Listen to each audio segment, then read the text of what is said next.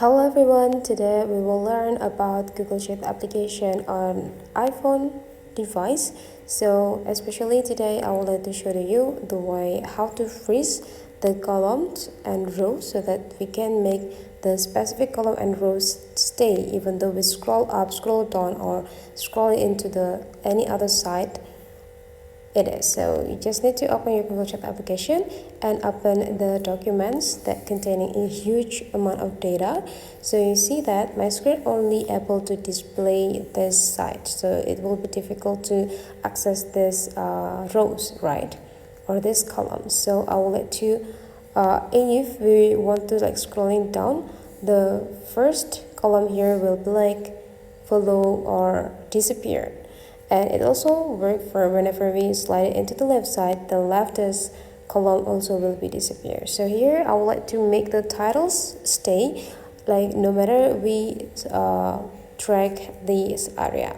So the thing that you have to do is just decide which column or which rows that you want to keep it stay. So let's say here I will let you do I will let you freeze this 1, 2 and 3 rows so that this title will be stay in the upper side here. The thing that you have to do is just go click this number 1 and then you just need to drag this part into the specific rows that you want to freeze.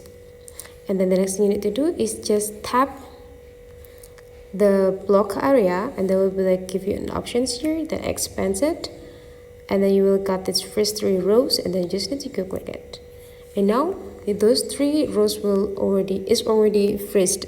So you can, whenever you scroll up, those area will be stay in the upper side, they will be not gonna disappear.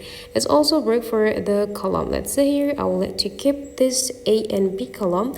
You just need to block this A, click this A, and then you just need to drag this side into the column B and then just tap it, expand the option, go click this freeze to column, and here is the result.